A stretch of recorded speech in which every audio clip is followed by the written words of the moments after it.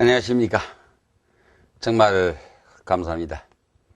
제가 참 오랜 시간, 나름대로 많은 시간을 배려해가지고 이제 이와 같이 녹화 강의를 계속했는데, 사실상 제가 오늘 목회학으로서는 12번째 마지막 강의가 되겠습니다. 그래서 오늘은 목회자와 목회자의 자질에 대한 문제를 제가 좀 말씀을 드리려고 하는데, 참 저로서도 감개무량합니다. 많은 시간들을 극복할 수 있도록 저게 힘을 주시고 지혜를 주신 하나님께 감사하고, 특별히 이렇게 배려해가지고 많은 시간 강의할 수 있도록 저에게 특별히 기회를 많이 주신 우리 정서영 총장님과 많은 직원 동료들에게 감사를 드리고, 특별히 일을 위해서 수고해준, 녹화에 수고해준 우리 기사 참 미스터최, 정말 참 아들처럼 예쁘고 반갑고 늘 정답고, 이번 기간을 통해 가지고 굉장히 내 생애에 잊지 못할 참 예쁜 후배를 이렇게 등장했는데 참 고맙고, 우리 정진 그 이사와 또 모든 같이 일해 주신 분들에게 감사를 드리면서 제가 마지막 강의를 드리겠습니다. 정말 감사합니다. 그리고 또 여러분들 이제 이와 같이 이제 매체를 통해 가지고 영상 매체를 통해서 공부를 하시는데, 제가 생각할 때는 학교에 와서 공부하신 것보다도 여러분들이 아주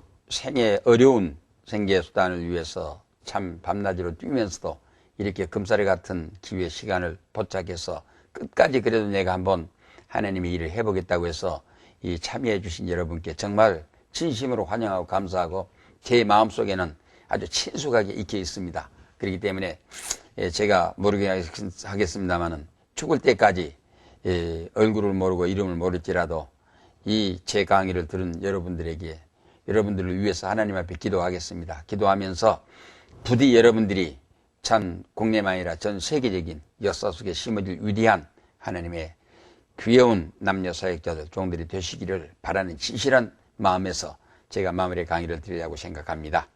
원칙적으로 목회자의 자격이나 자질에 대해서는 어떠한 경우에도 논할 수 있는 기준이 서 있지 않기 때문에 참 이거 진지하고도 어려운 문제입니다.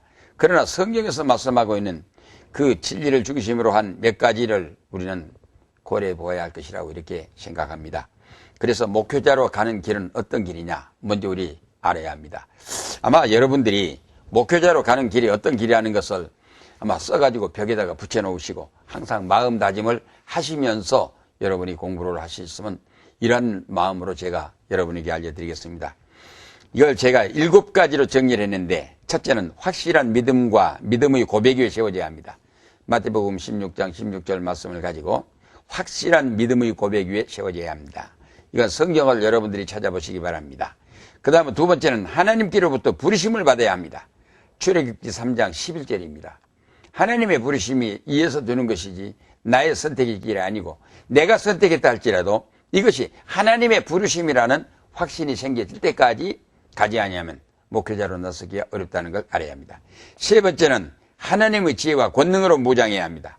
고린도전서 1장 21절에서 24절과 에레미야서 1장 5절 말씀을 가지고 제가 드립니다. 그 다음에 네 번째는 믿음의 표적을 갖는다는 말입니다. 마가복음 16장 17절에 믿는 사람들에게는 이러한 표적이 따르니, 바로 그 사인이 있어야 합니다. 그렇기 때문에 바로 믿음의 실상과 증거를 제시할 수 있는 표적을 갖춘 사람이어야 한다. 그 다음에 다섯 번째는 하나님의 약속을 받고 성령의 능력을 받아야 한다. 사도행전 1장 7절에서 8절까지 말씀 아닙니까? 너희가 예루살렘을 떠나지 말고 아버지께서 약속하신 성령을 기다리라 했거든요. 그러면 성령이 너희에게 임하시면 너희가 권능을 받고 예루살렘과 유대와 사마리아와 땅끝까지 이르러서 내 증인이 되리라 이렇게 했습니다. 그렇기 때문에 이거는 적어도 이제 우리가 하나님께서 약속하신 성령의 능력을 받아야 한다. 그 다음에 여섯 번째는 하나님의 충성된 일꾼으로서 다짐이 필요합니다. 예? 하나님이 일꾼으로 세우심을 받은 자는 마땅히 그들에게 구할 것 충성이라고 고린도전서 4장 1절에서 2절까지 말씀을 읽어보면 충성입니다. 그 다음에 일곱 번째가 장차 네가 열흘 동안 환난을 받을 것이나 네가 죽도록 충성하라. 그러면 내가 생명의 면류관을 네게 주리라. 요한계시록 2장 10절의 말씀입니다. 정말 죽도록 충성입니다. 바로 이 until death라고는 이 죽도록 충성이라는 이 말이, 이 말씀 우리가 잊지 말아야 합니다. 정말로 이 목회자로 나섰다가 도중에 중도 하차해버리게 되면은 얼마나 손실본지 아십니까? 이제 첫째는 내가 자기 스스로의 인격 앞에 배신자가 되어버립니다. 그 다음에 사람들의 손가락질 받습니다. 보다 더 중요한 건 하나님 앞에 버림받습니다. 일단 내가 하나님의 일을 하겠다고 일어섰으면 죽도록 하나님의 종으로서의 일꾼으로 사역에 임하고 내가 죽든지 살든지 하나님 앞에 바쳐지는 사람이래야 하나님의 일꾼이지 목회자이지 가다가 말다가 직업 전환을 했다. 이것은 목회자가 될 수가 없습니다. 어떠한 경우도 목회에 내가 이제 좀 미안합니다만은 목회를 하다가 힘들다 해가지고 이 부동산 자격고시 시험치 준비하고 있는 그런 분을 만나봤습니다. 후배를. 참 안타깝습니다. 그러면 안 됩니다. 될 수가 없습니다. 하나님의 종은 끝까지 죽도록 하나님의 종이라는 걸 아시고 하나님의 종으로서의 죽음을 가지고 담보해 놓고 사역에 임해야 한다. 이 7가지를 제가 목회자로 가는 길에서 말씀을 드립니다. 그 다음에 두 번째는 목회자로서의 사명감입니다. 어떠한 사명감을 가져야 할 것인가. 이 사명감이 없이는 우리가 목회자가 될 수가 없습니다. 그래 첫째 제가 여기에서 목회자로서의 사명감에서 10가지로 제가 여러분에게 제시를 하는데 이것도 제가 여러분들에게 성경 절수를 찾아가지고 성경대로 말씀을 드리려고 해서 여기 제가 정해보았습니다. 첫째는 1. 성령의 불로 입을 찢은 사람입니다. 이사야서 6장 8절 내가 여기 있나이다 나를 보내소서 Here am I, send me. 바로 이렇게 했습니다.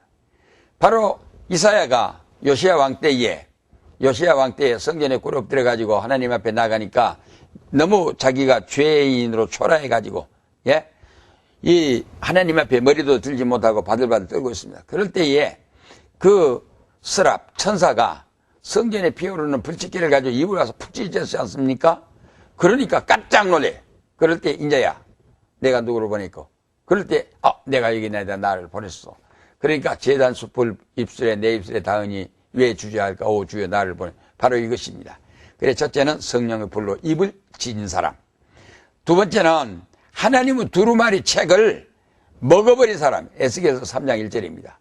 인자야 거기에 뭐가 있냐 두루마리 책이 나이다. 그걸 먹어버리라. 성경 말씀입니다. 그걸 먹고 나니까 먹으면 입에는 쓰지만은 배에는 달리라. 하나님의 말씀을 받아들이기가 참 쉽죠. 달지요. 그러나 그걸 행한다는 것은 씁니다. 입에는 달지만 뱃속에는 쓰리라. 하나님의 말씀을 먹어야. 그러니까 하나님의 말씀을 정통하지 않고는 바로 통하지 않고는 우리가 목회자가 될 수가 없습니다. 저는 목회자가 되실 분들에게 그렇게 구합니다. 목회자가 되려고 하면 앞으로 성경을 1000번은 신구약 성경 1000독은 해야 한다고 그렇게 저는 권하고 싶습니다. 그리고 제가 늘 우리 학생들에게 이야기를 합니다. 저한테 만약에 기회가 주어지게 된다면 1년에 1000독을 해보고 싶은데 아직까지 거기는 제가 자신 있게 못합니다. 하루에 3번씩 읽으면 1년이면 1000독 읽을 수가 있습니다. 1년은 365일이기 때문에 3독이면 하루에 신구약 성경 3번씩만 읽으면. 근데 제가 이제 꼭 읽으려고 하면 될 수 있으라고 생각합니다만 일단 여러분에게 첫째는 하나님의 말씀을 먹으세요 이 말입니다. 가지시오가 아닙니다. 배우시오가 아닙니다. 하나님께서 먹으라고 하셨습니다. 그 다음 세 번째는 불타오르는 가슴에 뜨거운 열정이 있어야 합니다. 에스겔서 20장 9절 말씀.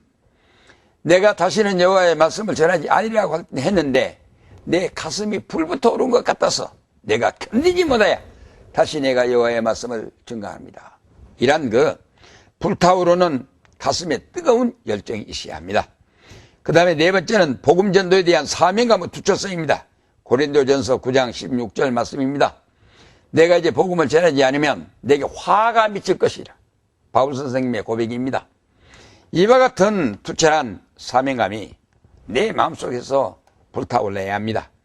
그 다음에 다섯 번째는 예수님을 향한 사랑의 마음입니다. 요한복음 21장 15절에서 18절, 예수님께서 디베리아 호숫가에 고기를 잡겠다고 해서 이제 시름없이 가서 밤새도록 고기도 못 잡고 시름에 빠져있는 제자들에게 나타나신 예수님이 미리 고기를 준비해 놓고 그 다음에 그 그물을 이쪽에 던지라. 그러니까 153마리 잡혔지 않습니까? 가지고 와서 구워놓고 아침 조반을 하신 다음에 부활하신 후에입니다. 요나의 아들 시몬아 네가 나를 사랑하느냐. 요나의 아들 시몬아 네가 나를 사랑하느냐. 요나의 아들 시몬아 네가 나를 사랑하느냐. 3번이나 사랑하느냐 말씀을 되풀이해서 내 양을 치라, 내 양을 다스리라, 내 양을 먹이라 하셨습니다. 베드로가 주님을 사랑했습니다만 그런 정도의 사랑 가지고는 부인하기도 하고 깃길로 걸어가기도 하고 그랬습니다. 그런데 마지막에 예수님의 말씀이 18절에 심각한 말씀입니다. 네가 젊었을 때는 임의로 띠띠고 원하는 곳을 다녔거니와 장차 네가 늙은 다음에 원치 않는 곳으로 네를 이제 띠띠워서 바로 커바디스라고 하는 영화에 나온 대로 베드로의 순교의 죽음을 이야기하는 것입니다. 내가 선택한 내가 원하는 길이 아니라 원치 않을지라도 주님을 사랑하는 주님 사랑의 마음으로, 예수 사랑의 마음으로 이와 같이 죽음의 자리까지 갔다는 뜻을 가지고 있는 말씀입니다. 그런 거로 예수님을 향한 사랑의 마음.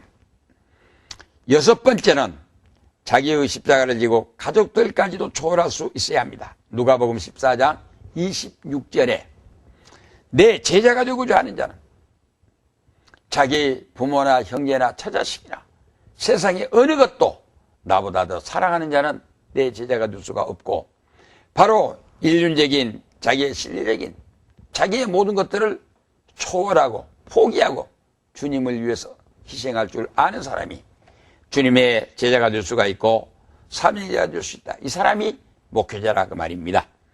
그래서 가족들까지도 초월할 수 있는 자기의 행복을 포기하고 주님을 위해서 바쳐줄 수 있는 사람이라야 한다는 말입니다. 그 다음에는 내가 원치 않을지라도 하나님을 위해서라면 가겠다는 것. 아까 전에 말씀드렸습니다. 우리가 지금 여기 와서 신앙을 공부한다는 것은 내가 선택한 길로 생각합니다. 그러나 공부를 하면은 아하, 내가 선택한 길이 아니라 주님께서 선택해 주신 하나님의 선택에, 그래 나는 은혜로 선택을 받고 부름을 받아 이 자리에 왔게 한 것을 알게 됩니다.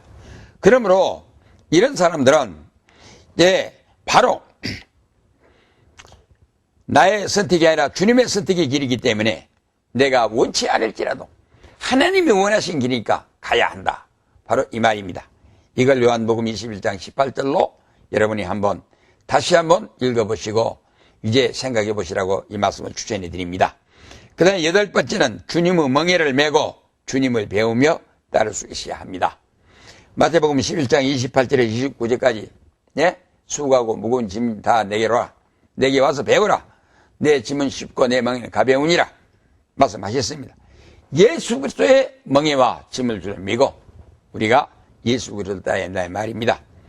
그 다음에 아까 전에 말씀드렸던 대로 죽도록 충성할 것을 말씀드립니다. 요한계시록 2장 10절 말씀이죠. 죽도록 충성하라. 그러면 내가 생명의 멸관을 네게 주리라 하신 이 말씀을 근거로 해서 제가 말씀을 드립니다. 그 다음에 10번째, 참 중대하고 심각한 오묘한 뜻을 담고 있는 말씀입니다. 예수님께서 요한복음 10장에 가면은 나는 선한 목자라고 구구절절히 예수님 스스로가 양의 목자 되심을 말씀했습니다. 선한 목자. 그런데 10장 11절의 말씀을 보니까 나는 선한 목자라. 내가 내 양들을 위하여 내 목숨을 버리노라. 이렇게 말씀하셨습니다. 그런데 그 다음에 보게 되면 내가 이 내 목숨을 취할 수도 있고 버릴 수도 있는 능력이 있는데 양들을 위해서 내 목숨을 스스로 버리노라 그랬습니다. 이것이 참 목자장 되신 예수 그리스도의 이 전형적인 우리에게 본이 되어주신 말씀입니다. 우리 목회자로 가는 사명의 길은 바로 이 말입니다. 양들을 위해서 자기 모든 걸 희생하고 마지막에는 빛이 하나님의 양들을 위해서 목숨을 바를 수 있을기까지의 이 불타오르는 열정의 사명감이 나에게 세워졌을 때 목회자로서의 바른 길을 갈 수가 있다고 믿습니다. 이러한 길을 가려고 하는 사람들에게는 어떤 한계, 제약이 없습니다. 다시 말씀드리면 나는 원래 지혜가 없고 능력이 없고 배움도 없고 경험도 없고 아무것도 없다. 그런데 그 사람을 하나님의 성령이 만들어버립니다.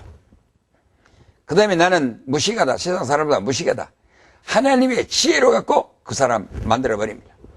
오직 우리에게는 목회자로서의 불타오르는 사명감이 뛰어나서 하나님 앞에 인정을 받게 되면 하나님이 들어서 능력 있는 사람 만들어줍니다. 지혜 있는 사람 만들어줍니다. 그러면 우리는 물도 불도 가리지 않고 물속에나 불속에나 주님이 명하신 곳에 달려 뛰어가겠다는 불타오르는 열정의 사명감이 넘쳐 흐르면 하나님께서 그 사람을 가지고 기적을 일으켜주시고 바로 하나님이 구하시고 원하시는 사명에 임할 수 있도록 인도해 주신다는 말씀입니다. 그 다음에 세 번째는 목회자로서 경계하고 조심해야 할 것들이 있습니다. 이거는 제가 조심스럽게 여러분에게 참 진지한 마음으로 내가 내 생을 회고해 볼 때 자신감이 없습니다. 그러면서도 우리 목회자에게는 말씀드리지 않을 수 없기 때문에 제가 이제 목회자의 경계할 것들이 무엇을 경계해야 할 것인가 하는 이걸 좀 제가 말씀드리려고 합니다. 목회자에게 있어서 항상 경계하고 조심하지 않으면 목회자의 운명을 앗아갈 위험스러운 것들이 수없이 많이 있습니다. 얼마든지 우리에게 덫이 놓여있다 이 말입니다. 여기에서는 그 가운데서도 대표적인 것들만을 좀 골라가지고 몇 가지를 이야기를 해야겠는데 뭐니 해도 첫 번째가 이성 문제입니다.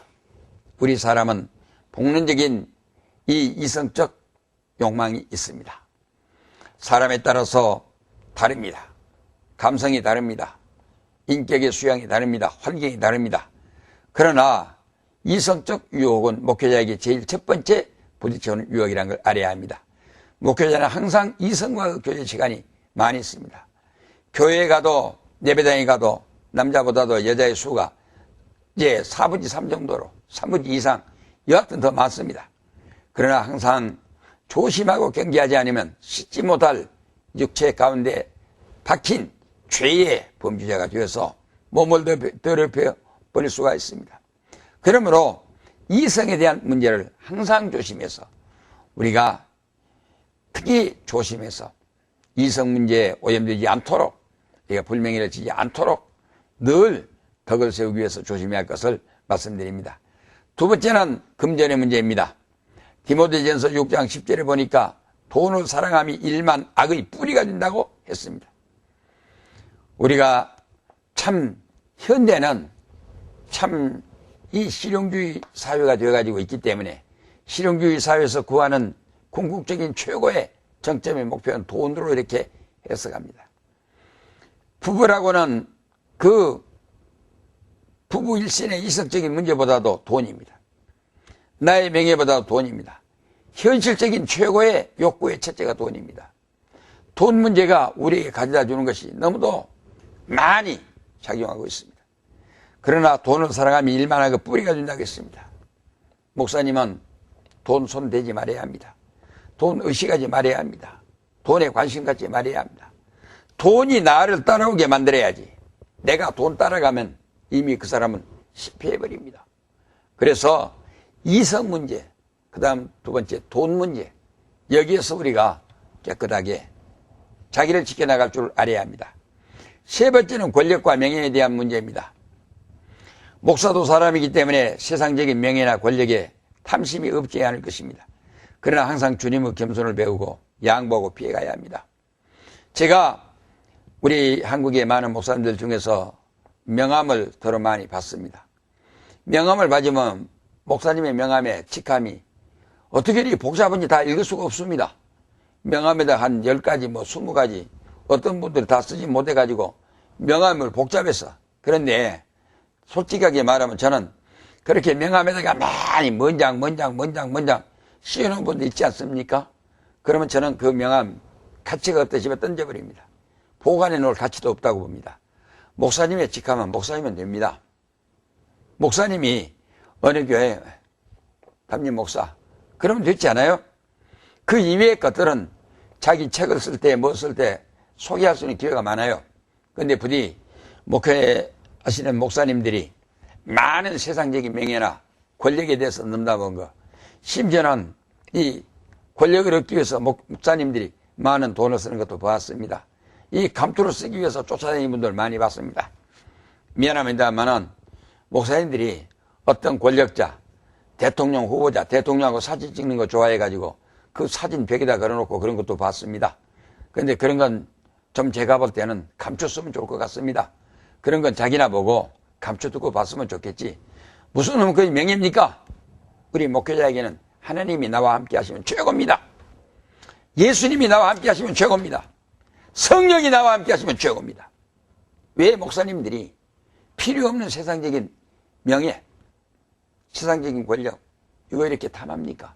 오늘날 이것이 기독교를 속화시키는 길이 되었습니다. 바로 이런 것 때문에 교회가 오늘날 참 변질되어 버렸습니다. 이런 문제들은 우리가 한 번 더 삼가하고 새롭게 검토해서 조심스럽게, 아마 그래서 저는 그렇게 믿습니다.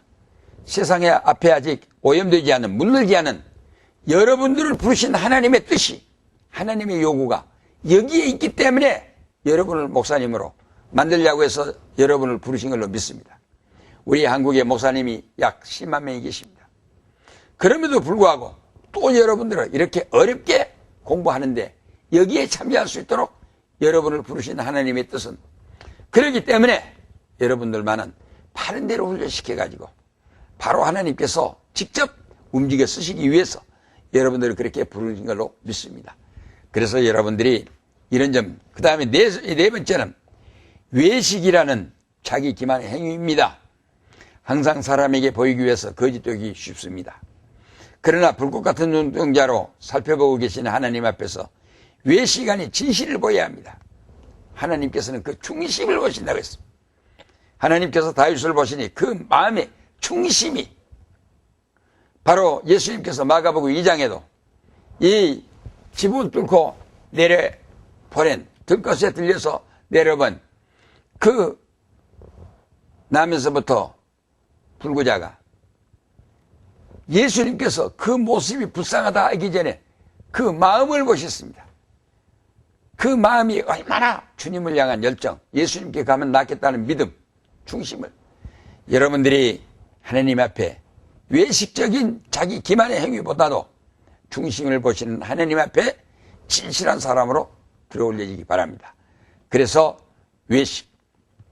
그 다음에 다섯 번째는 자기에게 가장 가까이 오기를 좋아하는 아부성 교인을 조심하라는 말입니다. 항상 목사의 위기는 자기에게 가장 가까이 다가오는 사람으로 인해서 발생합니다. 언제나 일정한 간격과 기준을 두고 교인들을 대해야 합니다. 가까울 때는 눈동자라도 내질 것 같지만은 돌아서면 그렇게 냉정할 수 없는 것이 교인입니다. 더 이야기할까요?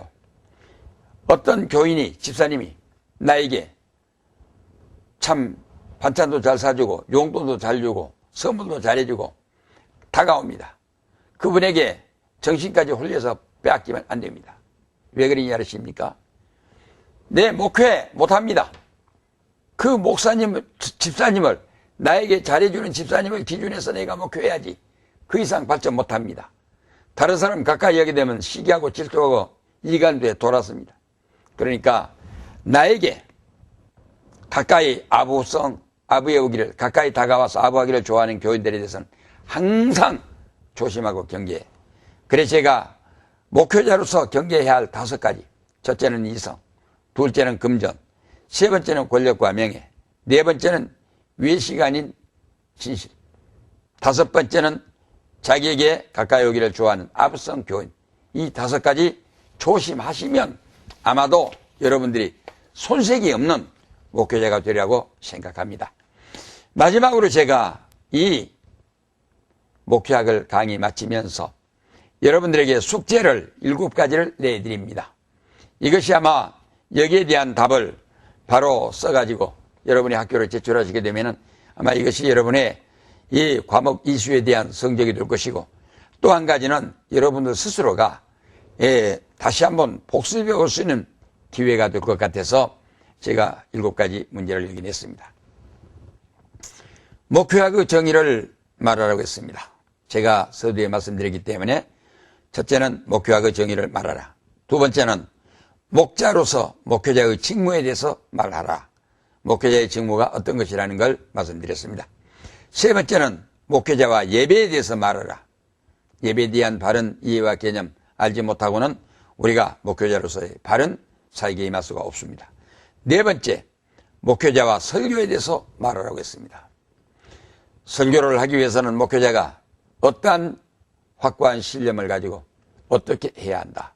제가 볼 때에 목회자가 진실한 목회자에 대한 그 인식과 자각, 바른 이해를 하고 사명감에 불타오르게 되면 항상 목회자의 설교는, 그 목사님의 설교는 불타오를 것이고 영역이 튀어나오리라고 생각합니다.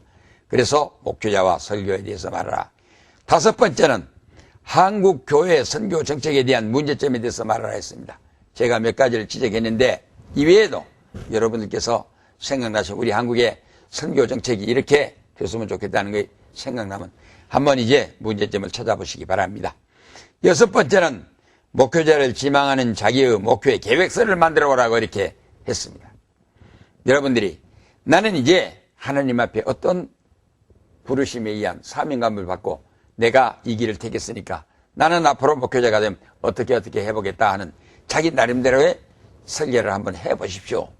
아마 여러분들이 잘 알든지 모르든지 이거는 여러분이 잘했다 못했다가 없습니다. 앞으로 발전이 나갈 것이기 때문에 시비를 하기 위한 것이 아니고 목적 있는 공부를 하시기 위해서 하시기 바래서 이런 것을 제가 내봤고, 일곱 번째는 목회자로서의 다짐. 이거는 숙제라기보다는 여러분 알아야겠는데 제가 강의 서두에 말씀드렸습니다만 항상 이거는 염두에 두시기 바랍니다. 여러분들이 기도하실 때마다 항상 염두에 두시기 바랍니다. 뭔가 첫째, 하나님께서는 지금도 살아계신다. 네, 여러분 항상 힘들면 그렇게 하세요. 그 다음, 그 하나님께서 나와 함께 하신다. 하나님께서는 항상 나와 함께 해주신다. 그 다음엔 그 하나님께서 나를 들어 쓰신다. 나를 들어 쓰시기 위해서 여러분들을 이 자리에 앉게 해주셨습니다. 하나님께서 들어 쓰시기 위해서 하나님이 부르시고 택하시고 이곳에 앉게 하시고 지금 훈련시키십니다. 그러므로 나는 하나님의 일을 한다. 내가 나의 일을 하기 위해서 신학을 공부하는 거 아닙니다. 하나님의 일을 하기 위해서 신학을 공부를 합니다. 이것들을 제가 여러분에게 이제 12번째 마지막 강의를 드리면서 제 사과 말씀을 여러분에게 드립니다. 그동안 제가 오랜 시간을 걸쳐가지고 모든 과목을 합해서 제가 108강좌를 강의했습니다. 급하게 서둘러다 보니까 내용상으로 미비점도 많이 있었다는 걸 제가 자부합니다. 어떨 때는 육체적으로 피곤해가지고 본의 아니게 제가 좀 힘이 없이 어색하게 들릴 때도 있었을 것입니다. 또 제 마음속에 친실한 마음이 불타오르긴 합니다만 시간적인 제약과 여러 가지 환경으로 인해서 미진한 점도 많이 있습니다. 그리고 마지막으로 제가 본의 아니게 어떤 비판적인 과격한 비판을 했던 경우도 없지 않아 있습니다. 이거는 제가 어떤 교단이나 어떤 특정인을 비판하고 욕하기 위한 목적이 아니라 우리의 정도를 제시해 주다가 보니까 표현상의 과격한 경우들이 없지 않아 많이 있었을 것입니다. 앞으로도 제가 이것으로 마칠지 또 계속할지 저는 평생도록 제가 이 신학 강의라는 것도 40여 년간 목회로도 50년간 이랬기 때문에 나름대로 자기의 노하우를 기왕이면 함께 나누어 갖고 싶고 또 제가 나름대로 수십 권의 책을 썼기 때문에 기왕이면 제가 알고 있는 것, 가지고 있는 것을 나누어 갖고 싶은 충정에서 오직 우리가 함께 부르심을 받은 사명자로서의 나누어 갖고 싶은 심정에서 했다는 제 충정을 말씀드리면서 여러분의 앞날에 하나님의 지극하신 이제 은총과 축복과 능력이 임하시기를 주의 이름으로 축원해 드리면서 모든 강의를 마치겠습니다. 정말 이를 위해서 수고한 우리 기사님들을 한 번 더 고맙다 인사를 드립니다. 감사합니다.